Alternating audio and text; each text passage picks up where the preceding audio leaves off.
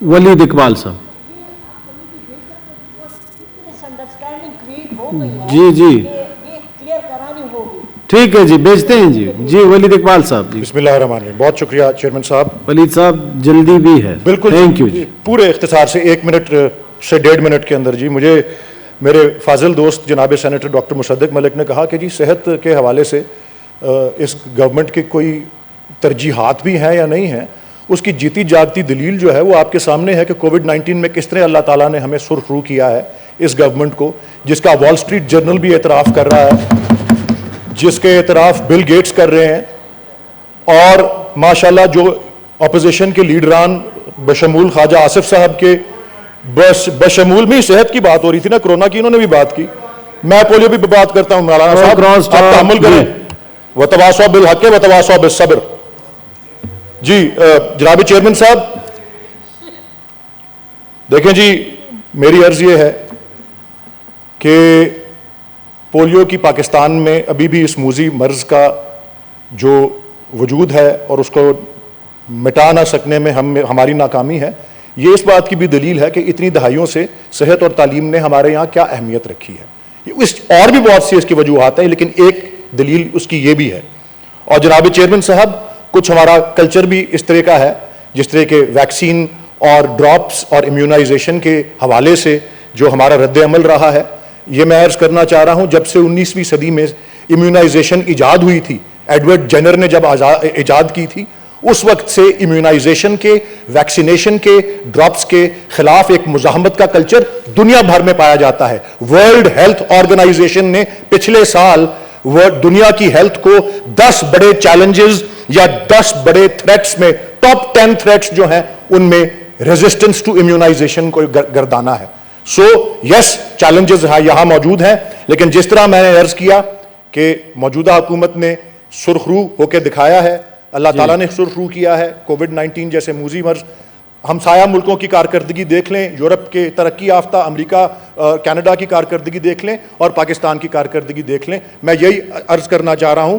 और एक और बहुत बड़ा चैलेंज जो है, ये लहरा के पार्लिमानी लीडर कौमी असेंबली में पीपल्स पार्टी के चेयरमैन और साबिक वजीर दिफा इंपीरियल कॉलेज की रिपोर्ट लहराते थे कि जी मिलियंस अगस्त तक जो है वो शिकार हो जाएंगे कोविड-19 के। 18,500 अमवात वो इंपीरियल कॉलेज की रिपोर्ट के हवाले दे दे के कहते थे 10 अगस्त को होंगी।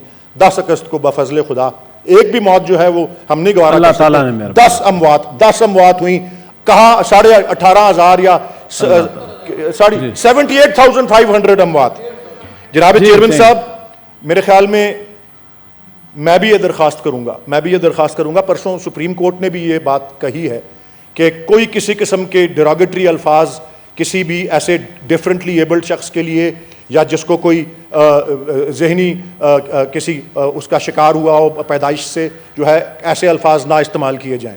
मैं भी दरख्वास्त करूंगा कि पोलियो के शिकार जो बच्चे हैं, मैं ज़ाती तौर पे जानता हूं, मेरे अजीज़ व अकारिब में भी हैं, पाकिस्तान की अवार्ड याफ्ता नॉवलिस्ट बेप्सी सिद्धवा साहिबा, जो साबिक मेंबर कौमी असेंबली मरहूम वफात पा चुके हैं, मिस्टर भंडारा की हमशीरा हैं, अवार्ड याफ्ता, वो पोलियो का शिकार थी। अल्लामा इकबाल एक आंख की बिनाई से महरूम थे बचपन से, लेकिन दुनिया भर में उन्होंने नाम कमाया पढ़ने लिखने के अंदर। कोई भी किसी को भी अल्लाह ताला की तरफ से अगर कोई इस किस्म की मुश्किल का सामना हो, किसी की अचीवमेंट के रास्ते में वो नहीं खड़ी होती। इसलिए इतनी ज्यादा ना उछालें लोगों की उस प्लाइट को जिस तरह से आप इधर ड्रामाई अंदाज में कर रहे हैं।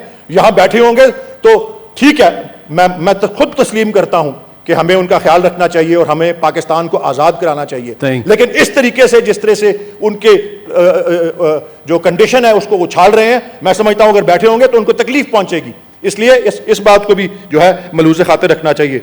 जनाब चेयरमैन साहब, एसोसिएटेड प्रेस और NORC में अमेरिका में एक सर्वे की है, 1 आउट ऑफ एवरी 5 अमेरिकन जो है वो कह रहा है कि जी मैं कोरोना वायरस की जो है वैक्सीन नहीं लूंगा।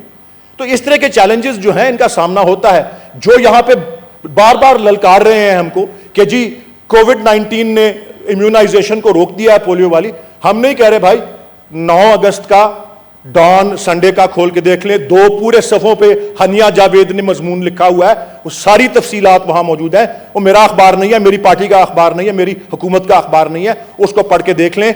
और लास्ट बट नॉट लीस्ट, मैं उसी मजमून के हवाले से मैं खराज तहसीन पेश करना चाहता हूं पोलियो वर्कर्स को, जिन्होंने जान हथेली पर रखकर इम्यूनाइजेशन प्रोग्राम में पूरे मुल्क भर में हिस्सा लिया है। Thank you. यही वो वर्कर्स हैं, हमारे पोलियो वर्कर्स और हमारी लेडी हेल्थ वर्कर्स। जनाब, रशिया ने वैक्सीन की रेस जीत ली है, चाइना वैक्सीन की रेस में आगे है।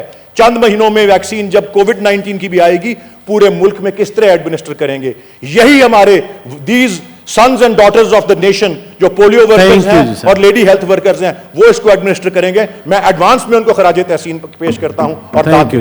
पाकिस्तान अली मोहम्मद